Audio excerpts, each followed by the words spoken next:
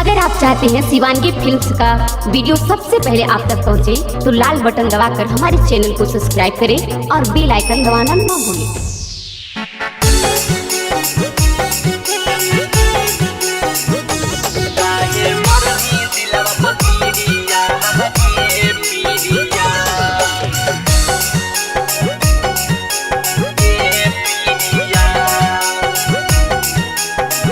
Shivangi recording studio Nawada. खैले हनी कसम जाके संकट मोचन मंदिरिया के पीरिया। खैले हनी कसम जाके संकट मोचन मंदिरिया के पीरिया। हाँ गे पीरिया काहे मरनी दिलवा पतीरिया गे पीरिया। काहे मरनी दिलवा पतीरिया गे पीरिया।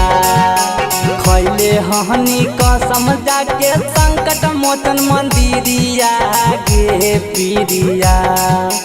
खैले हनी कसम जाके संकट मोचन मंदिरिया गे पीरिया। हाँ गे पीरिया तो काहे मरनी दिलवा पतीरिया गे पीरिया। काहे मरनी दिलवा पतीरिया गे पीरिया।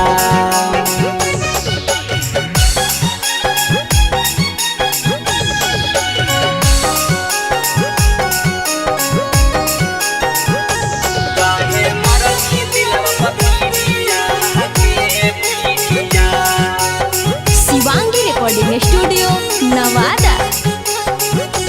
हाँ तोड़ा देनी क्रिया कसम तोड़ा देनी वादा गे। हम नहीं जानली जाओ तोर असली इरादा गे। हे गे तोड़ा देनी क्रिया कसम तोड़ा देनी वादा गे। हम नहीं जानली जाओ तोर असली इरादा गे। ऐसन चाल देखी निकलऊ मुहावा से गोरिया गे पीरिया। ऐसन लक्षण देखी निकलऊ मुहावा से गोरिया गे पीरिया। हाँ गे पीरिया तो काहे मरनी दिलवा पतीरिया गे पीरिया। काहे मरनी दिलवा पतीरिया गे पीरिया।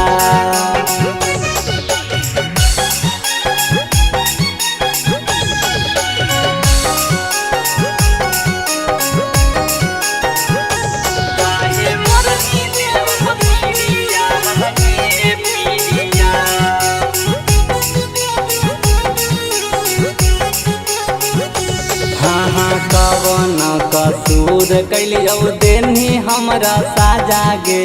राइटर सुदामा के बनैनी दिल के राजा गे।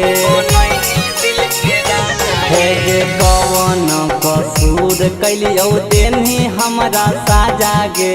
राइटर सुदामा के बनैनी दिल के राजा गे। अनुपम बेदर्दी के कहीं नहीं फिकिरिया गे पीरिया। अनुपम बेदर्दी के कहीं नहीं फिकिरिया गे पीरिया। हाँ गे पीरिया तो काहे मरनी दिलवा पतीरिया गे पीरिया। काहे मरनी दिलवा पतीरिया गे पीरिया। Shivangi recording studio Nawada.